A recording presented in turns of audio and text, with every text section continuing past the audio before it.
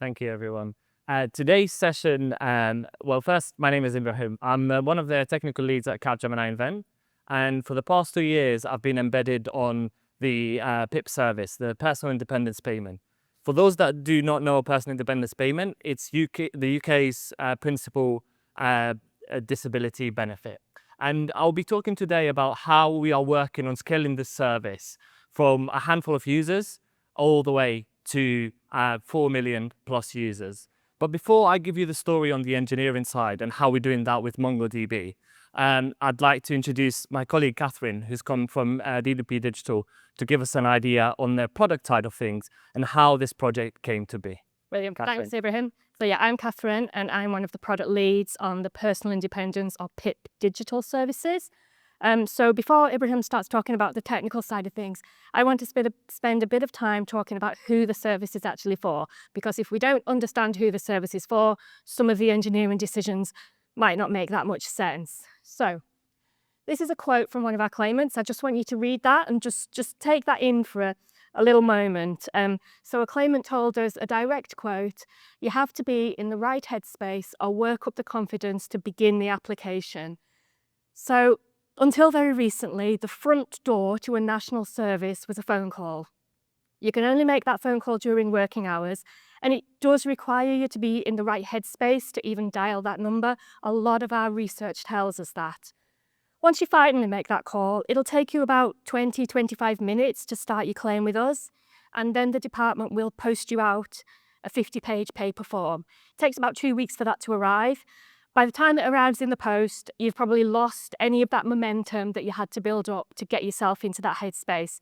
And the people who claim this benefit, they're probably the people who struggle most with momentum and that kind of thing. So it's a big challenge that we're seeking to address here. So, some numbers here to look at. The big numbers, I'm not necessarily celebrating any numbers, but I think if we can appreciate the scale of what we're doing, it does put a lot of things into context of the engineering problem that Ibrahim's going to walk through. So there's around 4 million working age people in the UK who claim disability or health benefits. PIP is the largest of them. The department spends around £60 billion a year on disability and health related benefits. In PIP specifically, we receive about 20 to 22,000 new claims a week. That number can fluctuate. Not every new claim results in an award, but that's the scale of what we're dealing with here. We've got 4 million very vulnerable people who will rely on this benefit, every month. And until recently, the front door to any of this was that really, really difficult phone call. So we've had an ambition for a while to modernize this.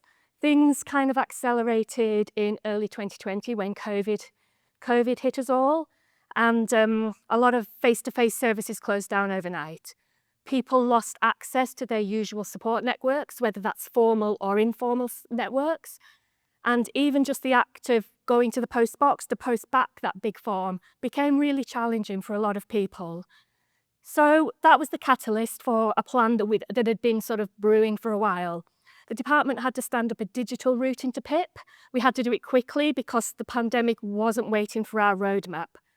But what started as a crisis response in 2020 has grown, and it has become a multi-year plan to transform how we give people access to the PIP service. So yeah, it's the foundations for something much bigger, where we are rebuilding and repurposing how people can apply and evidence and track their benefits digitally and at that national scale. So where are we on our journey? As I say, we started in 2020 with a COVID response, and our program runs till 2029. So by the end of 2029, we're aiming to provide a digital front door by which people can apply, upload evidence, report a change, track the progress, see the payment details, and all those things that they need to do, and to do that online. We started with the service to a handful of postcodes to pilot it and test it. We've got some really interesting feedback from it. And what we're doing now in 2026, we're in a scaling phase to try and make that digital application process available to everyone. So, what does an application look like? An application is built around these activities, 12 activities that we do every day: preparing food, managing treatments, following journeys, that kind of thing. And for each one, we ask the applicant to describe how their illness or their condition affects them day to day. Now, these are some of the most personal things that we do every day, and we're asking people to tell us quite a lot of detail about them. We know it's emotional, we know it's disturbing for people. And quite early on in our research, when we were designing the digital service, we learned very strong messages from our users that they want to be able to tell us this in their own words. It's their story, it's really important to them. They don't want checkboxes, they don't want drop-downs, they just want to tell us in their words at their own pace. So that's the product challenge. So I'm going to hand you back to Ibrahim. He's going to explain some of the engineering decisions that make telling your own story in your own words possible. Thank you, Kathryn. And so as we mentioned, it was really important to understand the product side of things before we kind of move on to onto some of the engineering decisions and how we are working on scaling the service with MongoDB. So yeah, this talk is about the engineering that would make this scale possible. If we imagine a scenario where we basically you're a database engineer or a software engineer, and you are given a task. You want to enable users to tell their own story, right? Claimants that come in, you want to make sure that they get a fair assessment on their application. You start with good intentions. So you make a person table, you make a claim activity table, you create an architecture around these things, and you build your database. And then you find one claimant that has, for example, 3 overlapping health conditions and 7 pieces of evidence that are all different. And suddenly you find yourself in a position where you are asking that claimant to flatten their requirements to the service that you've built. With MongoDB, that isn't the case. The point that I'm trying to make is that a schema that can't bend itself, that can't be flexible, is a schema that's excluding its users. And that's why the choice here on schema flexibility is an essential one from a MongoDB perspective. If we take a look at the model and what that unlocks for us, it keeps the application in its whole variability, in its whole essence, as a one coherent object.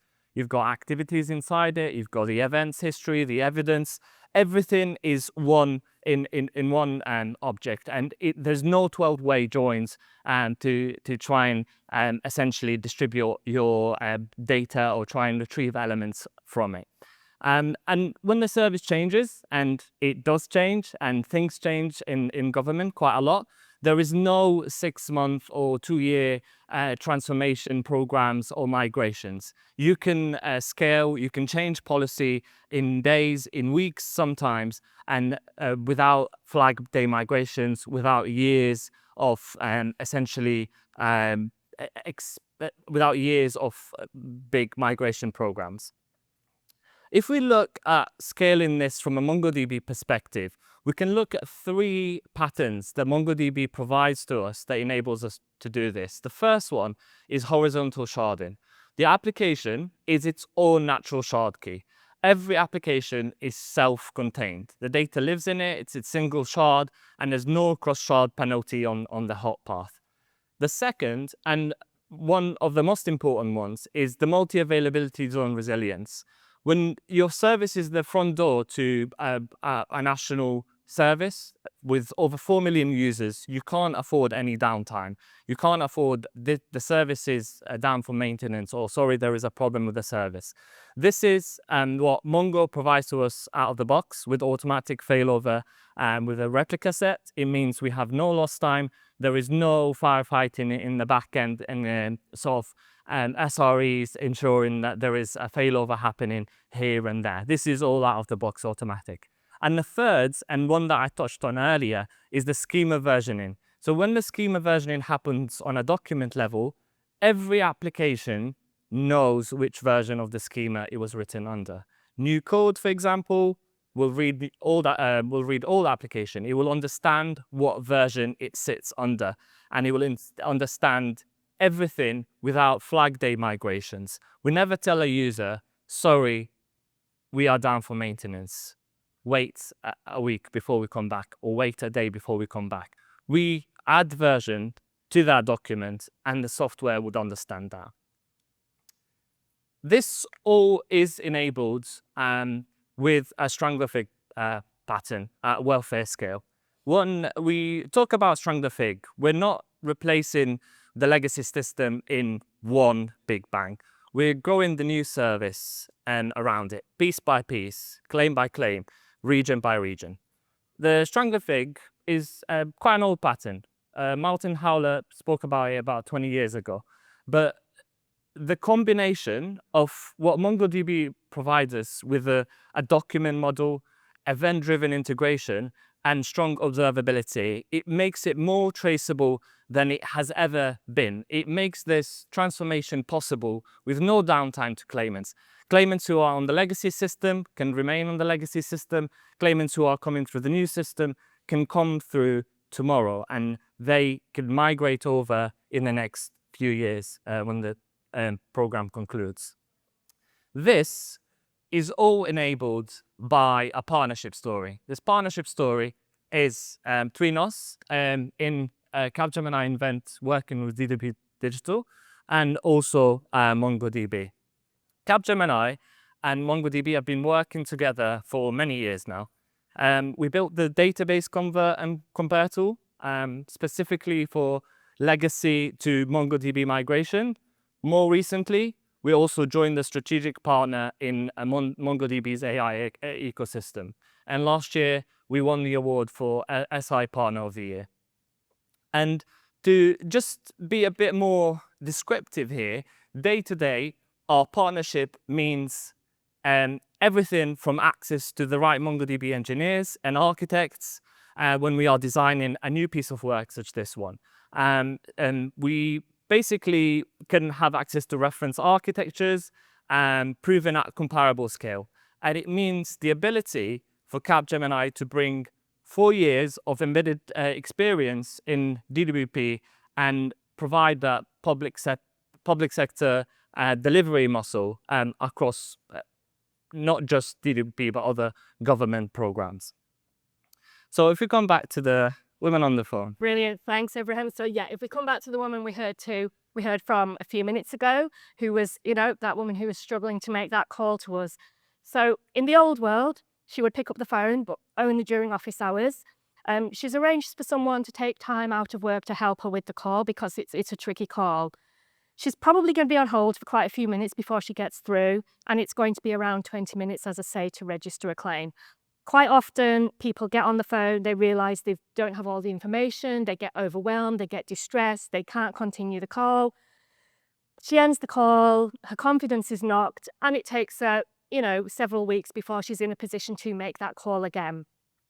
In the new world, the world that we are working towards, the world that we've started building, the world that we're scaling right now, she can open the service online in her own kitchen, in her own time. When we launched this service, 2023, literally the first weekend we launched the service, we had people at 3 o'clock on a Sunday morning doing this. So it's really, really powerful, making this service really, really accessible. So she's in her own kitchen on a day of her choosing, time of her choosing.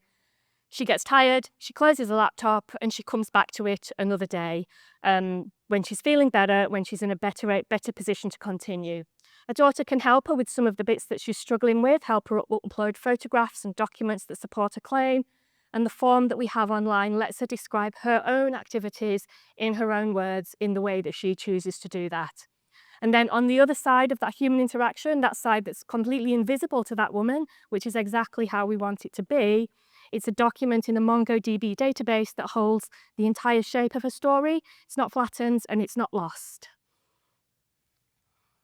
As we mentioned at the start, and we go back, we've got the document model, we've got horizontal sharding, we've got the multiple availability zone resilience, Strangler Fig migration style. None of this is visible to this claimant. None of it can be seen, but all of it makes her experience of a fair assessment of a claim possible. If we wanted to take 3 things from this talk, is that when you're building a service, that people rely on for their livelihoods. Your database choice is not a developer concern, it's not a backend concern. It is purely an accessibility decision in this case. The second is modernizing a critical national service. It's not a project that you can just finish in one big bang.